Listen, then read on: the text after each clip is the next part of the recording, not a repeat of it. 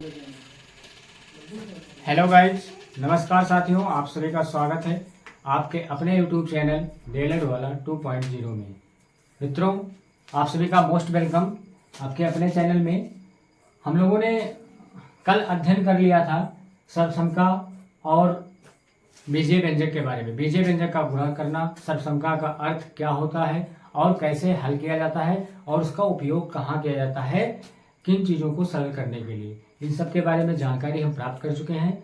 आज हम अपने अगले चैप्टर पे पहुंचेंगे। ठीक है, जो चैप्टर हमारा है क्या है, क्षेत्रफल, आयतन एवं धारिता। इसके बारे में हम जानकारी प्राप्त करेंगे कि ये होते क्या हैं। ठीक है, और इनके क्षेत्रफल कैसे ज्ञात किया जाता है, आयतन कैसे ज्ञात किया जाता है, धारिता कैसे निकाली जाती है, ये सारी जानकारी आपको मिलेगी एकदम आसान भाषा में। बिल्कुल टेंशन लेने की आवश्यकता नहीं है। तो बिना टाइम वेस्ट किए हुए चलिए हम बढ़ते हैं आगे और सीखते हैं क्षेत्रफल, आयतन और धारिता ये क्या है। ठीक है, तो क्षेत्रफल जो होता है, देखिए यहाँ पर क्षेत्रफल किसी वस्तु का क्षेत्रफल वह क्षेत्र होता है जो वस्तु के आकार से प्रभाषित होता है।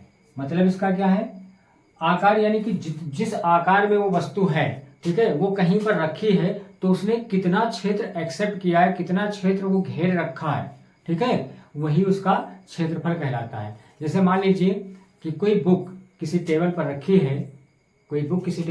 है, और तो उसकी जो निचली सतह है वो उस टेबल के कितने एरिया को, कितने क्षेत्र को कवर कर रही है, वही उसका क्या होगा, क्षेत्रफल कहलाएगा। ठीक है, और इसकी एक परिभाषा और है, इसको देखिए, किसी आकृति द्वारा समतल में घेरा गया स्थान क्षेत्रफल कहलाता है। अभी जस्ट जो मैंने बताया आपको, किसी आकृति द्वारा समतल में, समतल का मतलब एकदम सतह क्या होनी चाहिए, प्लेन होनी चाहिए। समतल का मतलब समान हो, पूरा उसका तल क्या हो, समान हो। उसमें जितना भी वो वस्तु, आकृति जो होगी, जितना स्थान घेरेगा, समतल की बात कर रहा है। ऐसा नहीं कि पूरा आपका वातावरण पूरा कवर किया, स्थान कवर कर ले, उसको नहीं, उसको दूसरा कुछ बोलते हैं, उसको बोलते हैं आयतन।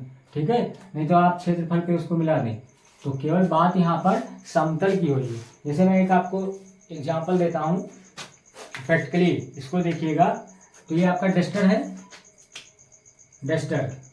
अब इसने इसकी सतह, ये जो ब्लैक कलर का है, ये इसकी सतह, निचली सतह है। इसको हमने मान लीजिए, इसको टेबल आप समझ लीजिए या कुछ भी समझ लीजिए, इस पर रख दिया।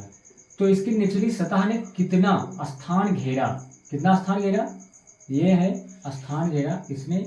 इसकी लंबाई हो गई और ये इसकी चौड़ाई हो गई, और फिर इसकी इधर लंबाई हो गई। ये आयताकार बना हुआ है जिसकी लंबाई और चौड़ाई समान हो। ठीक है, यानी लंबाई क्या हो, समान हो, प्रत्येक कोण समकोण हो। ठीक है, लंबाई और चौड़ाई क्या हो, समांतर रेखाएं हो। अब ये और ये बराबर है, ये और ये बराबर है। ठीक है, प्रत्येक कोण क्या है, समकोण है। तो ये क्या हो गया, आयत का रूप ले लिया। अब इसकी सतह, निचली सतह ने जितना स्थान घेरा है, ये इसका क्या कहलाएगा, क्षेत्रफल कहलाएगा। ठीक है साथियों, अब इस पूरे डस्टर का क्षेत्रफल नहीं निकला, ये इस टेबल पर जितना स्थान घेरा उसका क्षेत्रफल निकलेगा। ठीक है, अगर आप पूरे डस्टर का क्षेत्रफल निकालना चाहते हैं तो आप इसकी पूरी आकृति को देखेंगे किस तरीके का बना हुआ है। तो इसमें आप देखेंगे, इसमें लंबाई भी है, चौड़ाई भी है, ऊंचाई भी है। ठीक है, लंबाई, चौड़ाई, ऊंचाई, जब तीन चीज मिल जाते हैं तो आपका क्या हो जाता है, वो घनाभ की आकृति का हो जाता है। ठीक है, उसका भी फार्मूला आपको बताएंगे। तो ये हमारा क्या हो गया, क्षेत्रफल।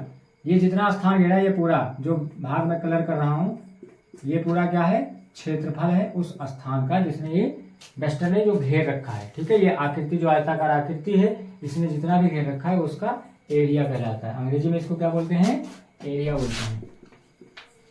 ठीक है साथियों, तो ये हो गया हमारा क्षेत्रफल। बात स्पष्टता समझ में आ रही होगी आपको, क्षेत्रफल समझ में आया, वेरी गुड। अब इसका आप चाहे तो स्क्रीनशॉट ले सकते हैं, ले लीजिए। फिर हम बढ़ते हैं आयतन की तरफ। आयतन क्या होता है,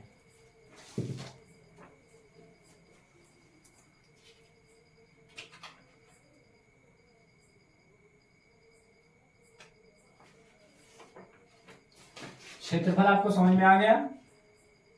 अब हम बात करेंगे आयतन की।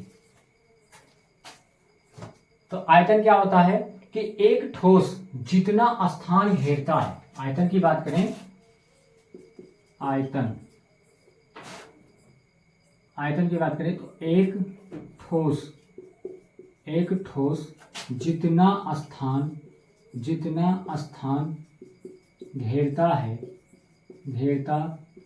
है वह उसका आयतन कहलाता है। ठीक है, आयतन कहलाता है। बिल्कुल आसान भाषा में लिखा है, कोई भी ठोस का मतलब, जैसे अभी मैंने जो डस्टर ले रखा था उसी डस्टर से ले लीजिए और चाहे आप इस बॉक्स को ले लीजिए। ठीक है, ये बॉक्स है आपके सामने, तो इस बॉक्स को कहीं भी आप मान लीजिए कि वायु में रख रहे हैं या पानी में रख रहे हैं। ठीक है, आप पानी में भी रख सकते हैं। मान लीजिए कि ये आपका वायु में रखा है या पानी में रखा है। पानी में रखेंगे तो ये जितना भी पानी बाहर करेगा, ठीक है, जितना भी पानी बाहर करेगा तो उस पानी का जो आयतन होगा वो इस बॉक्स के आयतन के बराबर होगा, अगर पानी में पूरी तरह से इसको डुबो देते हैं तो। बात समझ में आ गई? तो जितना भी स्थान घेरेगा इसके चारों तरफ, इधर भी, लंबाई में भी, चौड़ाई में भी, ऊंचाई में, पूरा जितना स्थान घेरेगा वो क्या कहलाएगा? उसका वॉल्यूम यानी आयतन कहलाएगा। ठीक है साथियों, समझ में आ रहा होगा? तो ये क्या होता है, इसमें देखिए घनाभाकार है, लंबाई चौड़ाई ऊंचाई तीनों है। तो घनाभ का जो आयतन होता है वो क्या होता है? लंबाई गुणे चौड़ाई गुणे ऊंचाई। और किसी आयत का जो क्षेत्रफल होता है वो क्या होता है? दोनों भुजाओं का गुणा कर देंगे। लंबाई है और चौड़ाई है तो लंबाई और चौड़ाई का आपस में गुणा करवा दीजिए तो क्या हो गया? क्षेत्रफल पता हो गया। आयतन आपको पता हो गया होगा। एक ठोस जितना स्थान घेरता है वह क्या कहलाता है? उसका आयतन कहलाता है। ओके साथियों, बहुत ही आसान भाषा में समझाने की कोशिश कर रहा हूं आपको और उम्मीद करता हूं आप अच्छे लर्नर हैं, बहुत अच्छे लर्नर हैं, आप कुछ भी सीख सकते हैं। ठीक है, और इस टॉपिक से डीएलएड सेकंड सेमेस्टर में 2 नंबर के क्वेश्चन पक्के हैं, आने हैं, और ये मेरी गारंटी है कि आप इसको कर भी पाओगे। ठीक है, टेंशन मत लीजिए, बिल्कुल आसानी से सीखते रहिए, क्लास अटेंड करते रहिए। ठीक है, कोई दिक्कत आपको नहीं होगी। अब अगला पॉइंट हमारा आता है धारिता। ठीक है, क्या है? धारिता। धारिता क्या होती है? ये आपका आयतन था, ये क्षेत्रफल था, और ये धारिता। अब धारिता क्या होती है? किसी बर्तन में, अब धारिता अलग चीज है, आयतन अलग चीज है। आयतन तो उस बर्तन का निकालेंगे जो जितना स्थान घेरा है, लेकिन धारिता की बात जब करेंगे तो किसी बर्तन में जितना द्रव या तरल, किसी बर्तन में, परिभाषा लिखता हूं यहां पर, किसी बर्तन में जितना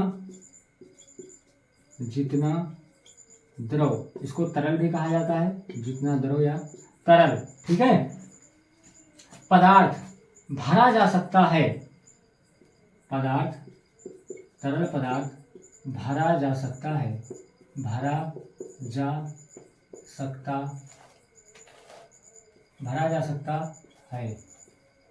वही उसकी धारिता कहलाती है। धारिता कहलाती है। ठीक है, इसको आप बेहतर ढंग से एक एग्जांपल से समझ सकते हैं जो मैं आपको बताऊंगा। ठीक है, किसी बर्तन में, मान लीजिए कोई बाल्टी आपके पास है जिसमें 10 लीटर पानी आता है। ठीक है, तो 10 लीटर, उस बर्तन की धारिता कितनी है? धारिता का मतलब धारण करने वाला। ठीक है, जितना वो अपने अंदर धारण कर सकता है वह उसकी धारिता कहलाएगी, यानी कैपेसिटी कह सकते हैं, है ना, क्षमता कह सकते हैं, या फिर धारिता धारण करने वाला जो भी उसके अंदर आ सकता है वही क्या होगा? उसकी धारिता होगी। जैसे किसी बाल्टी में आप 10 लीटर पानी या 4 मग पानी उसमें डालते हैं तो आ सकता है, तो 4 मग उसकी उस बाल्टी की क्या होगी? धारिता होगी। समझ गए? धारिता समझ में आया आपको अच्छे से? कोई दिक्कत हो तो बताइए यहाँ पर। ठीक है, बेहतर ढंग से समझ में आया होगा उम्मीद करता हूँ आपसे, और आप अच्छे लर्नर हैं, सीखते हैं, बहुत तेजी से सीख लेंगे, कोई दिक्कत आपको होगी नहीं। और डीएलएड आपका जो सेकंड सेमेस्टर है इसमें 25 नंबर का पेपर होता है। ठीक है, जो चौथा पेपर होता है, फोर्थ पेपर, और 2500 नंबर के क्वेश्चन आपके पक्के होंगे, एक भी नंबर आपका कटना नहीं है। ठीक है साथियों, बेहतर ढंग से आप समझ पाए होंगे। क्षेत्रफल एक बार मैं फिर से रिवाइज करता हूं इसको। क्षेत्रफल क्या है? किसी वस्तु का क्षेत्रफल वह क्षेत्र होता है जो वस्तु के आकार से प्रभाषित होता है अथवा किसी आकृति द्वारा समतल में घेरा गया स्थान क्षेत्रफल कहलाता है। ठीक है, बहुत अच्छे से समझे हैं। ठीक है, अब ये मान ली आकृतियां कई प्रकार की होती हैं, वर्ग के रूप में होती हैं, आयत के रूप में होती हैं, त्रिभुज के रूप में होती हैं, चतुर्भुज के रूप में होती हैं, घन के रूप में होती हैं, घनाभ के रूप में होती हैं। ठीक है, और सबका अलग अलग पैमाना होता है, मतलब माप होते हैं उनके, और सबका अलग अलग क्षेत्रफल ज्ञात करने का फार्मूला है। ठीक है, वो सब आपको बताएंगे हम, आप बिल्कुल चिंता ना करें। आयतन क्या है? एक ठोस जितना स्थान घेरता है वह उसका आयतन कहलाता है। अब एक ठोस, जैसे मैंने डस्टर बताया था या बॉक्स लेके बताया था, तो जितना भी स्थान वो घेरेगा, मान लीजिए पानी में रखते हैं या वायु में रखते हैं या कहीं और रखते हैं, तो जितना स्थान वो चारों तरफ अपने घेर लेता है वही उसका आयतन कहलाता है। ठीक है, अगला क्या है? धारिता। किसी बर्तन में जितना द्रव यानी तरल पदार्थ आप भर सकते हैं वही उसकी धारिता कहलाती है। मान लीजिए कि किसी बाल्टी में या किसी लोटे में या किसी जग में या किसी पतीले में आप 10 लीटर, 5 लीटर, 2 लीटर जितना भी पानी आप रख सकते हैं, आ सकता है उसमें, वही उस बर्तन की क्या कहलाती है? धारिता कहलाती है। ठीक है, तो हम आज क्या क्या सीखे? क्षेत्रफल क्या होता है, आयतन क्या होता है और धारिता, तीनों के बारे में विस्तृत जानकारी लिया हम लोगों ने। इसका आप इसके साथ ले लीजिए, नोट कर लीजिए। ठीक है, और उम्मीद करते हैं क्लास आपको बहुत बेहतर लगी होगी। इसके आगे अगले क्लास में हम सीखेंगे क्या क्या? अगले क्लास में हम सीखेंगे क्षेत्रफल ज्ञात कैसे करते हैं, आयतन कैसे ज्ञात करते हैं, धारिता कैसे निकालते हैं। ये सारी बातें हम जानकारी अगले क्लास में लेंगे। ठीक है साथियों, अगर आपको क्लास अच्छी लगी हो तो आप वीडियो को लाइक करें, चैनल को सब्सक्राइब करें, शेयर करें, लाइक करें, कमेंट करें और हमारा सपोर्ट करें। ठीक है साथियों, आप हमें टाइम दीजिए और हम आपको टाइम देंगे। आपके जो मन में गणित का डर है वो पूरी तरह से निकल जाएगा, कोई टेंशन नहीं है। ठीक है मित्रों, बहुत बहुत धन्यवाद आपका, और क्लास को कंटिन्यू लीजिए, वीडियो लगातार देखिए, एक बार में ना समझ में आए दोबारा देखिए। ठीक है, चलिए मिलते हैं हम अगले क्लास में। जय हिंद।